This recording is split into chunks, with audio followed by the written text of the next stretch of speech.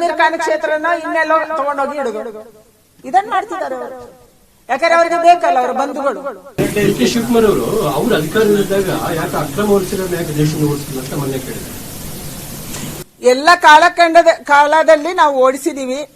ಆ ಸಂದರ್ಭದಲ್ಲಿ ಕೂಡ ಯಾರು ಅಕ್ರಮರಿದ್ದರೆ ಖಂಡಿತ ಓಡಿಸಿದೀವಿ. ಇವರು ಬಂದು ಆಶ್ರಯ ಕೊಡ್ತಿದ್ದಾರೆ ಅಷ್ಟೇ.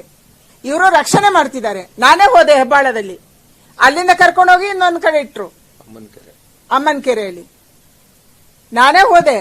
ನಮ್ಮ ಕ್ಷೇತ್ರದಲ್ಲೇ 2-3 ಕಡೆ ಆಯ್ತು. ನಾವು ಹೋದಾಗ ಅವರನ್ನಲ್ಲಿ ಒಕ್ಕಲೆ ಎಬ್ಬಿಸಿದಂತೆ ಮಾಡೋದು, ನಾಟಕ ಮಾಡೋದು, ಆಮೇಲೆ ತಗೊಂಡೋಗಿ ಇನ್ನೊಂದು ಕಡೆ ಇಡೋದು. ನಾವು ನನ್ನ ಕ್ಷೇತ್ರ ಯಾವ್ದಿಲ್ವೋ ಅಲ್ಲಿ ಇಡೋದು, ಇಲ್ಲ ಯಾವ್ದೋ ಜಮೀರ್ ಖಾನ್ ಕ್ಷೇತ್ರನ ಇನ್ನೆಲ್ಲೋ ತಗೊಂಡೋಗಿ ಇಡುದು. ಇದನ್ನ ಮಾಡ್ತಿದ್ದಾರೆ ಅವರು. ಯಾಕಂದ್ರೆ ಅವರಿಗೆ ಬೇಕಲ್ಲ ಅವರ ಬಂಧುಗಳು. ನಮ್ಮ ರಾಜ್ಯದ ಬಂಧುಗಳು ಸಾಕು ನಮ್ಗೆ ಅವರ ಬಗ್ಗೆ ರೆಸ್ಪೆಕ್ಟ್ ಇದೆ. ಆದ್ರೆ ಬಾಂಗ್ಲಾದಿಂದ ಬಂದವರು ಕೂಡ ಇವರಿಗೆ ಬಂಧುಗಳಾಗಿದ್ದಾರೆ. ಈಗ ಪರಮೇಶ್ವರ್ ಇದ್ದಾಗ ಒಂದು ಭಾಗ ನಂಗೆ ಗೊತ್ತಿಲ್ಲ, ಅವ್ರು ಗೊತ್ತಿಲ್ಲ ಸಚಿವರಾಗಿದ್ರೆ ಇವರು RSS ಸಚಿವರು.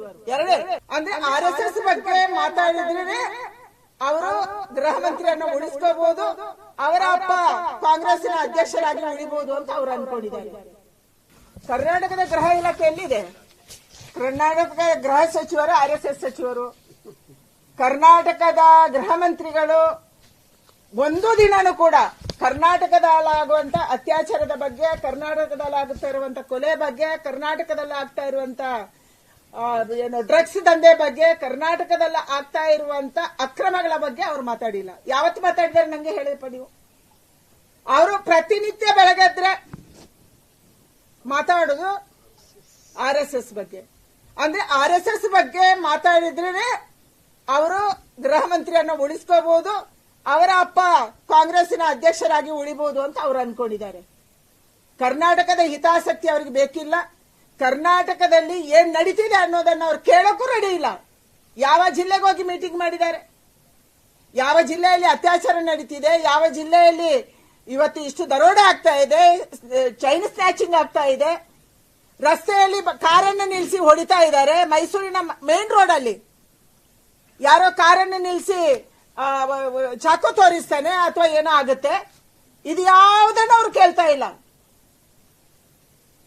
ಪರಮೇಶ್ವರ್ ಇದ್ದಾಗ ಒಂದು ಭಾಗ ನಂಗೆ ಗೊತ್ತಿಲ್ಲ, ಅವ್ರು ಗೊತ್ತಿಲ್ಲ ಸಚಿವರಾಗಿದ್ರೆ ಇವರು RSS ಸಚಿವರು. ಎರಡೇ